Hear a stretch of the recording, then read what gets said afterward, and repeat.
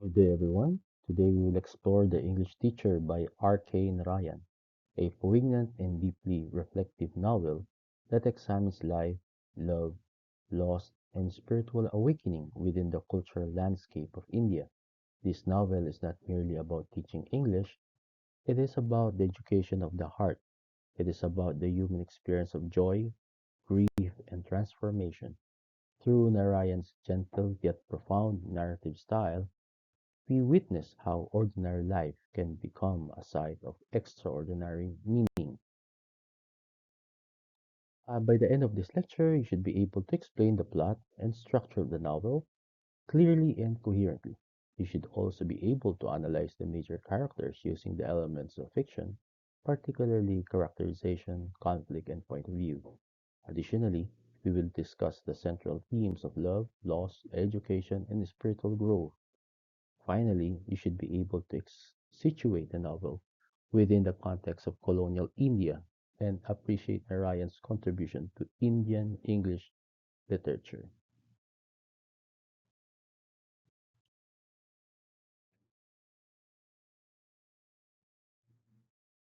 R.K. Narayan was born in Madras, now known as Chennai, in 1906. He is recognized as one of the pioneers of Indian writing in English. He created the fictional town of Malgudi, a setting that appears in many of his novels.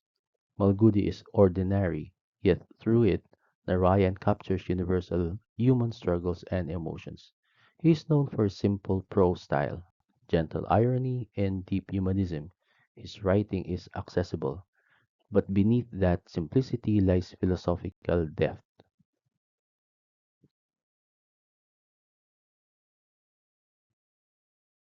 Among Narayan's major works are Swami and Friends, The Bachelor of Arts, and The English Teacher.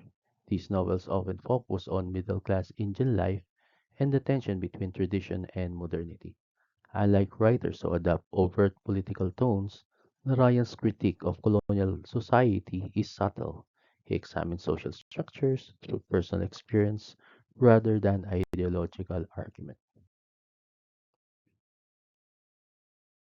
The novel The English Teacher was written in 1945 toward the end of British colonial rule in India.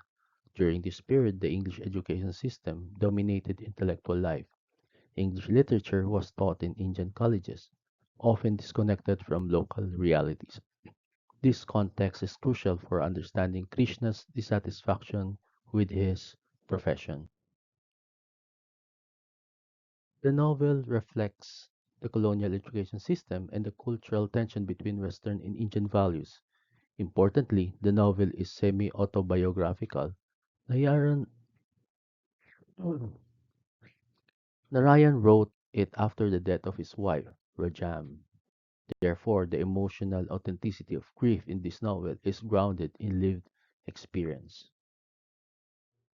The English Teacher is a realist novel with autobiographical elements. It combines social realism, particularly in its depiction of education, psychological realism in its portrayal of grief and spiritual reflection as the narrative progresses. The novel moves from external social concerns toward internal spiritual awakening. The story takes place in Malgudi, a fictional South Indian town. The time period is early 20th century colonial India. The social setting centers on a middle class Indian family and British style educational institutions. The setting is not merely background, it shapes the protagonist's view and conflict. The village setting. The protagonist's domestic life reflects the simplicity and warmth of Indian middle class existence. His home becomes a space of emotional fulfillment. This contrast between the warmth of home and the rigidity of the college environment becomes central to the novel's thematic development. The school setting. The school environment represents international rigidity. It is structured, examination driven, and emotionally sterile. Krishna begins to question whether this system truly educates students or merely produces conformity. Spiritual spaces. As the novel progresses, physical settings give way to metaphysical spaces, dreams, memory, and spiritual communication. These spiritual spaces shape Krishna's emotional landscape and symbolize his movement from despair toward acceptance. Overview. At its core, the novel tells the story of Krishna, a college lecturer in English literature. The narrative unfolds into three phases. First, Krishna's domestic happiness with his wife, Susila. Second, Susila's sudden illness and death, which devastates him. Third, Krishna's gradual spiritual recovery and transformation, leading him to reassess the meaning of education and life. Plot structure. Using Freytag's pyramid, the exposition introduces Krishna as a dissatisfied teacher. The rising action occurs when Susila falls ill. The climax is her death. The falling action shows Krishna's withdrawal and attempts to communicate spiritually. The resolution presents his acceptance and renewed understanding of life. Major characters. Krishna is a round and dynamic character. He changes significantly over the course of the novel. Initially frustrated and emotionally limited, he evolves through suffering into a more reflective and spiritually aware individual. Susila represents warmth, balance, and domestic harmony. Though she dies midway, her influence persists throughout the narrative. Minor characters. The headmaster symbolizes colonial rigidity and mechanical education. The spiritual medium acts as a bridge between the material and spiritual realms. The students represent passive recipients of an educational system that suppresses individuality. Conflict. The central conflict is internal. Krishna versus himself. He struggles with grief, loneliness, and existential despair. There is also external conflict between Krishna and institutional educational system. Point of view. The novel is written in first-person narration. This allows readers direct access to Krishna's emotional and psychological states. The intimacy of this perspective prevents the novel from becoming melodramatic. Instead, it remains reflective and authentic. Education and growth. Education in the novel becomes a metaphor for self-realization. Krishna begins by teaching mechanically, but suffering forces him to rethink the purpose of education. True education, the novel suggests, must nurture emotional and moral development. Tradition versus modernity. The novel presents tension between traditional Indian values and modern colonial influence.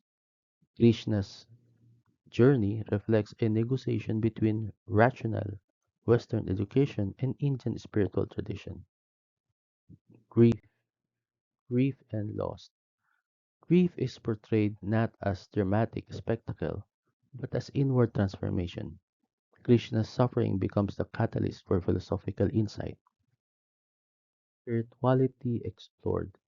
Through dreams and afterlife communication, the novel explores the possibility of transcendence. Spirituality becomes a means of healing rather than superstition. Education and colonialism. Narayan critiques British style education as mechanical and disconnected from lived reality.